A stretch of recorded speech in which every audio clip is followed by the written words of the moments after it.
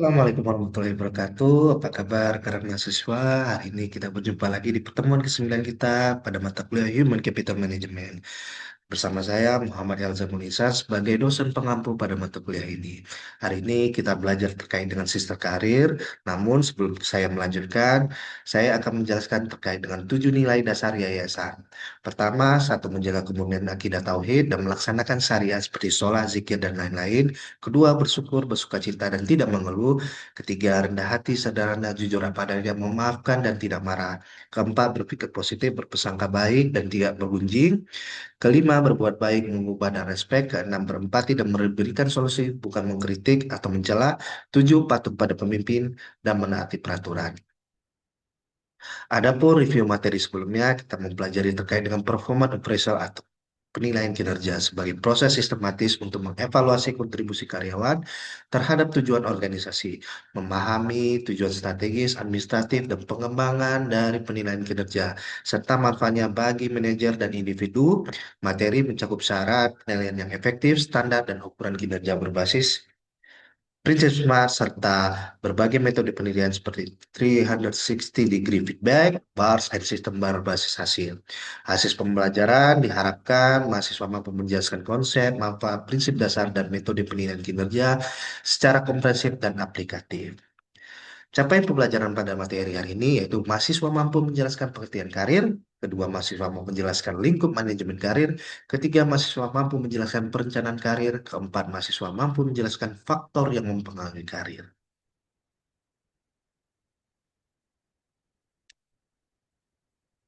Adapun definisi dari pengembangan karir yaitu karir merupakan rangkaian perilaku dan aktivitas yang berkaitan dengan pengalaman dan rangkaian pekerjaan selama masa kehidupan seseorang. Karir bukan hanya sekedar promosi jabatan, tetapi mencakup seluruh perkembangan pekerjaan individu sepanjang hidupnya. Nah, adapun perspektif tentang karir yaitu perspektif organisasi. Karir dipandang sebagai urutan posisi atau jabatan yang dipegang oleh seseorang di dalam organisasi.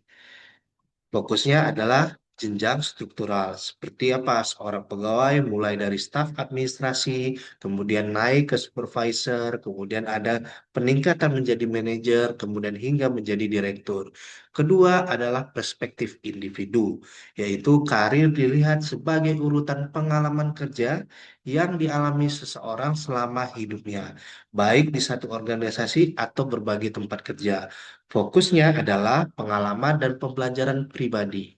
Seseorang pernah bekerja sebagai guru, lalu menjadi konsultan pendidikan, lalu menjadi dosen universitas, semuanya bagian dari karir. Ya, baik misalnya guru itu sekarang syaratnya hanya mungkin bisa S1, tapi ketika dia ingin meningkatkan karirnya, dia masuk ke S2, belajar S2, dapatkan pendidikan S2, kemudian dia mengajar di universitas.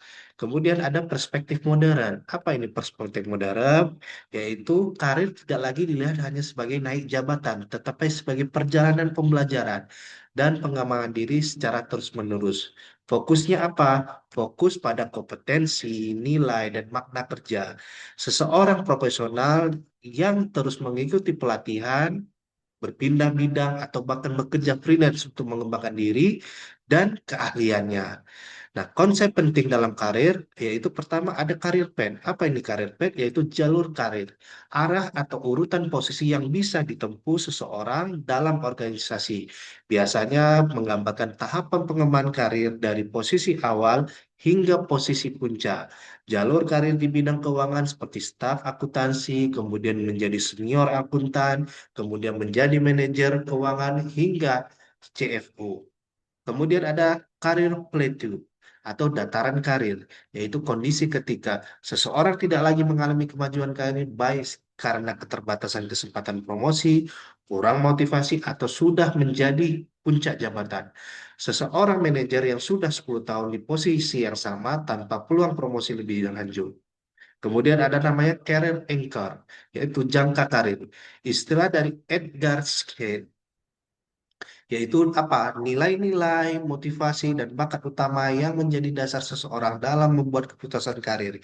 Ini ada hal yang paling melekat dalam diri seseorang. Misalnya, Seseorang memiliki karir anchor seperti security atau stability. Ia cenderung memilih pekerjaan tetap perusahaan besar, bukan startup yang berisiko. Contoh lain apa?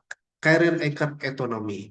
Orang ini lebih suka menjadi freelance ataupun menjadi seorang karyawan. Seperti itu. Oke, selanjutnya ada ruang lingkup manajemen karir. Pertama ada pengertian manajemen karir. Itu apa? Proses pengolahan karir individu dan organisasi yang melibatkan perencanaan, pelaksanaan, dan pengembangan karir untuk mencapai tujuan individu dan organisasi. Tentu kita di dalam ketika ingin memasukkan sebuah perusahaan, ya, kita tentu memiliki perencanaan. Apa tahapan-tahapan kita? Mungkin dari fresh graduate, kemudian melakukan pelaksanaan apa yang menjadi tanggung jawab kita hingga menaik tingkat, naik level, hingga ada pengembangan karir. Makanya kita ketika mau melamar di suatu pekerjaan, kita lihat bagaimana jenjang karir di dalam perusahaan tersebut dapat bermanfaat bagi kita atau tidak. Komponennya manajemen karir yaitu ada perencanaan karir organisasi, identifikasi kebutuhan karir organisasi. Seperti apa yang tadi saya sampaikan, penyusunan jalur karir yaitu karir path, kemudian perencanaan suksesi, succession dan planning, dan pengembangan sistem karir. Ini harus dipikirkan oleh organisasi bagaimana bisa dimanfaatkan oleh individu sehingga individu itu tenang bekerja sehingga bisa fokus pada tanggung jawab yang telah diberikan. Baik, untuk tahapan selanjutnya yaitu ada pengembangan karir individu. Apa ini pengembangan karir individu? Yaitu adalah asesmen diri dan perencanaan karir pribadi. Individu melakukan evaluasi diri untuk mengenali minat, nilai kemampuan, dan kepribadiannya, lalu membuat rencana karir pribadi. Seseorang mahasiswa mengevaluasi bahwa ia suka berinteraksi dan memiliki kemampuan persuasif, lalu merencanakan karir di bidang pemasaran. Ya, jadi ketika misalnya kita ingin masuk ke bidang pemasaran, apakah kita suka berinteraksi dengan orang lain? Melihat bagaimana, suka nggak kita bercerita terkait manfaat dari segala sesuatu. Misalnya kalau kita di dalam perusahaan itu, kita menjual produk, kita ceritakan apa benefitnya bagi calon customer ataupun konsumen. Yaitu kemudian ada pengembangan kompetensi dan keterampilan, yaitu meningkatkan pengetahuan, keterampilan, dan sikap profesional agar sesuai dengan tujuan karir, mengikuti pelatihan public speaking, ya, karena apa? Kita berjumpa dengan seseorang, kita harus pandai bercerita, ya. Kemudian terkait dengan apalagi sekarang zamannya digital, kita harus tahu bagaimana memanfaatkan digital itu sehingga menjadi digital marketing dan kursus kepemimpinan. Karena apa? Di dalam karir itu kita ketika sukses, bakal akan naik karir. Kita akan memimpin suatu unit, memimpin suatu biro. Jadi kita harus belajar terkait dengan kepemimpinan. Kemudian pencarian informasi karir, yaitu mengumpulkan informasi tentang bagaimana peluang karir, kemudian tren industrinya, dan jalur karir yang relevan. Ya, jadi ketika kita ingin mencari suatu pekerjaan, kita lihat bagaimana peluang karir di suatu perusahaan. Misalnya tadi di jalur PET ataupun perencanaan jalurnya itu misalnya di bagian pemasaran kita masuk ke dalam pemasaran mungkin awalnya junior level kita achieve target, ya achieve target kita naik ke senior, middle middle level, kemudian menjadi senior manager, kemudian menjadi supervisor. Itu adalah peluang yang harus kita ketahui ketika ingin masuk ke dalam suatu perusahaan. Ataupun di bagian keuangan kita awalnya hanya sebagai pencatatan arus kas, kemudian menjadi auditor hingga dan seterusnya seperti itu ya. Oke. eh Kemudian implementasi rencana karir yaitu men- menerapkan rencana yang telah dibuat dengan melamar pekerjaan, membangun jaringan, dan terus mengevaluasi kemajuan ya, mengirim lamaran kerja. Sekarang ini adanya platform untuk melamar kerja atau LinkedIn ya, kemudian mencari peluang rotasi jabatan perusahaan, karena rotasi itu sangat penting. Ketika kita menguasai di bidang-bidang tertentu, tentu akan bermanfaat bagi kita sendiri seperti itu. Oke. Kemudian sistem manajemen karir yaitu komponennya pertama yaitu ada kebijakan dan prosedur karir. Panduan resmi dari organisasi tentang bagaimana karir karyawan dikelola, termasuk promosi, rotasi, pelatihan, dan jenjang jabatan. Jadi, perusahaan harus memiliki panduan ini.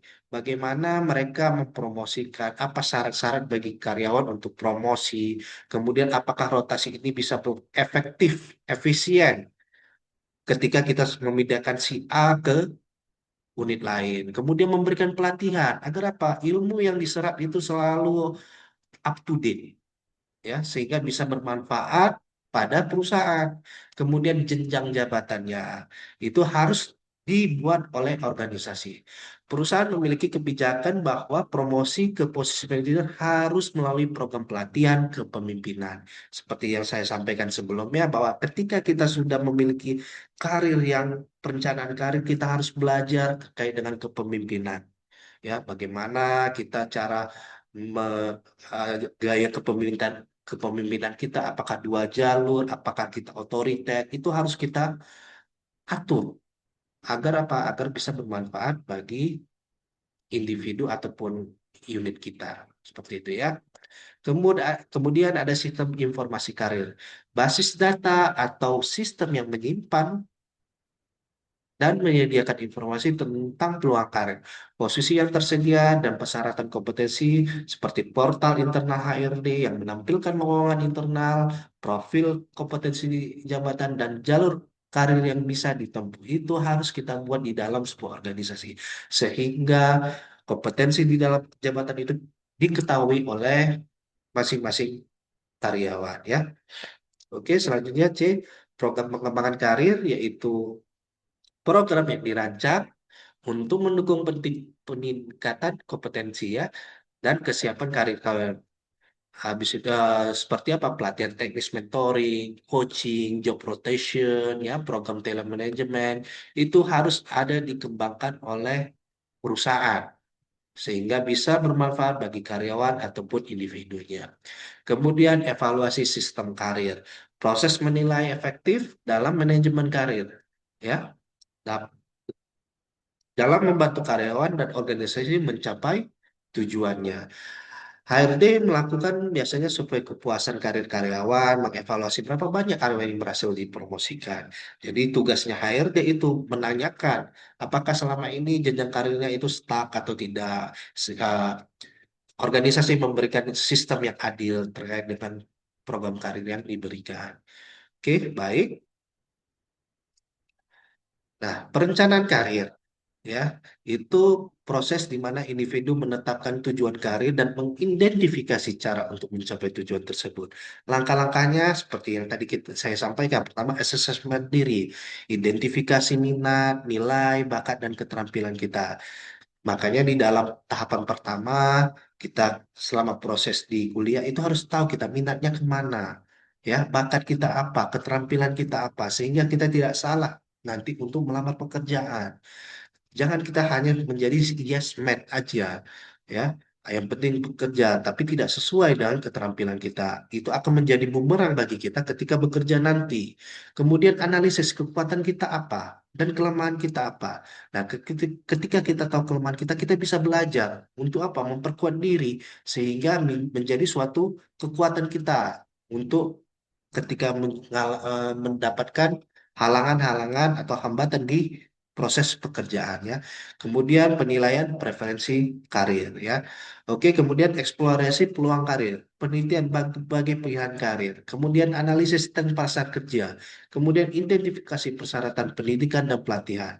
Tren pasar kerja ini juga kita lihat bagaimana pasar kerja sekarang di industri tersebut. Apakah menjanjikan atau tidak?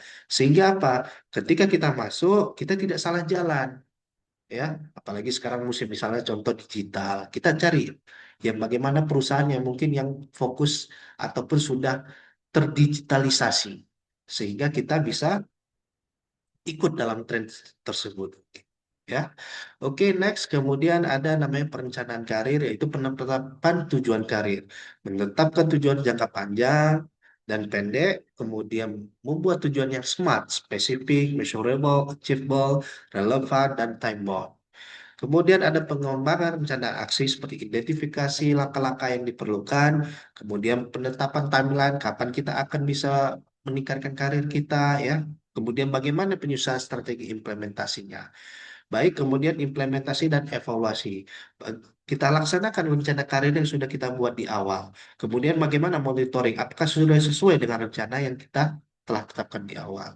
Kemudian rencana sesuai dengan kebutuhan apa aja yang diperlukan untuk mendukung rencana yang telah kita tetapkan di awal. Baik, faktor-faktor yang mempengaruhi pengembangan karir yaitu pertama ada faktor individu ya, pendidikan dan keterampilan, seperti kualifikasi pendidikan dan kompetensi yang dimiliki.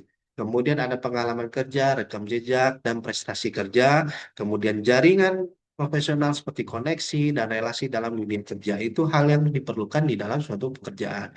Kemudian ada motivasi dan ambisi seperti dorongan internal untuk berkembang. Ketika kita tidak memiliki dorongan internal, kita akan sulit untuk berkembang di dalam suatu perusahaan. Kemudian kesehatan dan energi seperti kondisi fisik dan mental. Kemudian untuk di faktor organisasi ada kebijakan karir, ya, sistem promosi dan pengembangan karir dalam organisasi. Kemudian ada budaya organisasi seperti nilai dan norma yang dianut. Kemudian ketersediaan peluang seperti lowongan dan kesempatan pengembangan. Kemudian program pelatihan, ada kesempatan untuk pengembangan kompetensi serta dukungan manajemen. Peran atasan dalam pengembangan bawahan.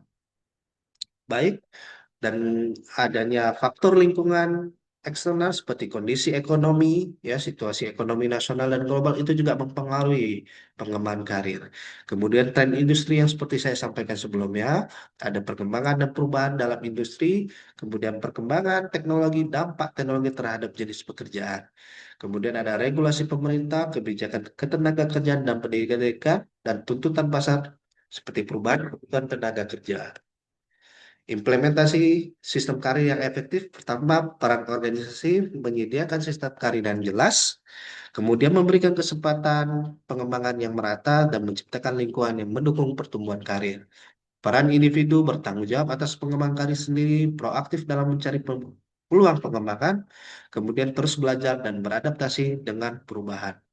Dan terakhir ada peran manajemen, yaitu memberikan coaching dan mentoring, menyediakan umpan balik yang konstruktif dan mendukung pengembangan bawahan. Kesimpulannya dalam pertemuan kali ini yaitu sistem karir sebagai pendekatan komprehensif dalam mengelola perjalanan perkembangan pekerjaan individu yang mencakup pengertian karir sebagai rangkaian pengalaman kerja seumur hidup, ruang lingkup manajemen karir yang meliputi perencanaan organisasional dan pengembangan individual, serta proses perencanaan karir melalui asesmen diri, eksplorasi peluang, penetapan tujuan SMART, dan implementasi rencana aksi. Pengembangan karir dipengaruhi oleh faktor individu, yaitu seperti pendidikan, pengalaman, dan motivasi.